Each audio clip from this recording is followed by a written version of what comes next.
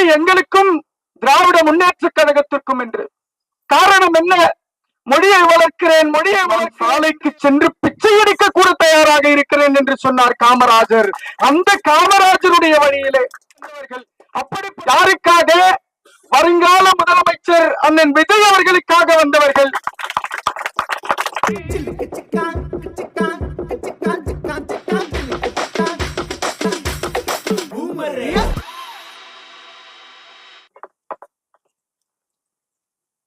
வந்தாயே தலைவா, வா தமிழா என்றாயே, செய்தாயே தமிழினத்திற்கு சரம் சரமாய் சேவைகளை.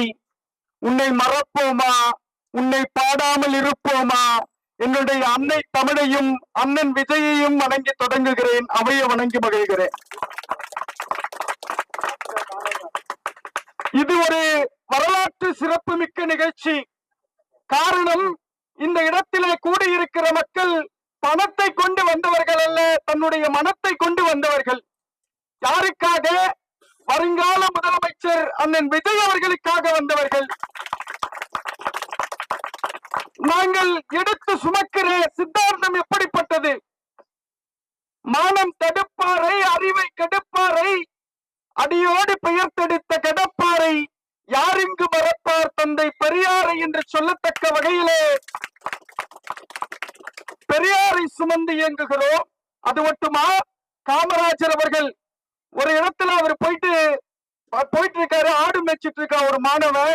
இப்படி நம்ம மாணவன் கஷ்டப்படுறானே, அவனுக்கு இந்த இடத்துல நம்ம கல்வி வழங்கணும் அப்படின்னும் போது அதுக்கு பக்கத்துல இருக்கிற ஒரு அதிகாரி வந்து, பணம் பற்றாக்குறையாக இருக்கிறது, இவருக்கு எப்படி கல்வி வழங்க முடியும் அப்படின்ற மாதிரி கேட்டாரு. அப்ப காமராஜர் சொல்லுகிறார், இந்த குழந்தை படிக்க வேண்டும் என்றால் நான் சாலைக்கு சென்று பிச்சை எடுக்க கூட தயாராக இருக்கிறேன் என்று சொன்னார் காமராஜர். அந்த காமராஜருடைய வழியிலே, அப்படிப்பட்ட பெருந்தலைவர் காமராஜர் வழியிலே இந்த தமிழக மக்களுக்கு எல்லோருக்கும் கல்வி அறிவை வழங்க வேண்டும் என்பதற்காக அண்ணன் விஜய் அவர்கள் போராடி கொண்டிருக்கிறார்கள். அது மட்டுமா? இன்றைக்கு நடந்த நிகழ்விலே கூட சில நாட்கள் முன்பு நடந்த நிகழ்விலே கூட சொல்லுகிறார், போட்டி எங்களுக்கும் திராவிட முன்னேற்ற கழகத்திற்கும் என்று. காரணம் என்ன? மொழியை வளர்க்கிறேன் என்று கனிமொழியை வளர்த்தாரே தவிர தமிழ் மொழியை வளர்த்தாரா கருணாநிதி? ஈழத் தமிழர்கள் எங்கள் அண்ணனை நடிகர் என்று கேளனம் செய்து கொண்டிருக்கிறார்கள், ஏளனம் செய்து கொண்டிருக்கிறார்கள். ஆனால் என்னுடைய இலங்கை தமிழர்கள் அந்த இடத்திலே சுட்டுக் கொன்ற போது நடித்துக் கொண்டிருந்தது இன்றைக்கு திராவிட முன்னேற்ற கழக அரசு.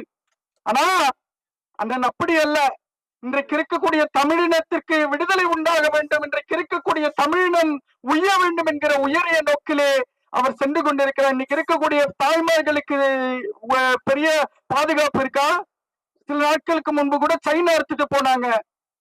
தலாய்லாமோ என்கிற ஒரு மிகப்பெரிய ஆன்மீகவாதி சொல்லுகிறார், நீங்கள் இந்த பிறவியிலே அதிகமாய் நன்மை செய்தால் அடுத்த பிறவியிலே இந்தியாவிலே இருக்கக்கூடிய தாய்களின் வயிற்றிலே பிள்ளைகளாக பிறப்பீர்கள் என்று சொன்னாரு.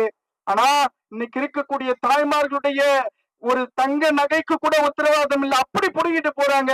இன்றைக்கு இருக்கக்கூடிய நிலை இப்படி இருக்கிறது. இது மாற வேண்டும் என்றால் நம்முடைய தமிழக வெற்றி கழகத்தினுடைய தலைவர் தலைமையில இந்த தமிழகத்திலே ஆட்சி வழங்க வேண்டும், அதற்கு நீங்கள் உறுதுணையாக நிற்க வேண்டும் என்று சொல்லி வாய்ப்பளித்தமைக்கு நன்றி கூறி விடைபெறுகிறேன். நன்றி, வணக்கம்.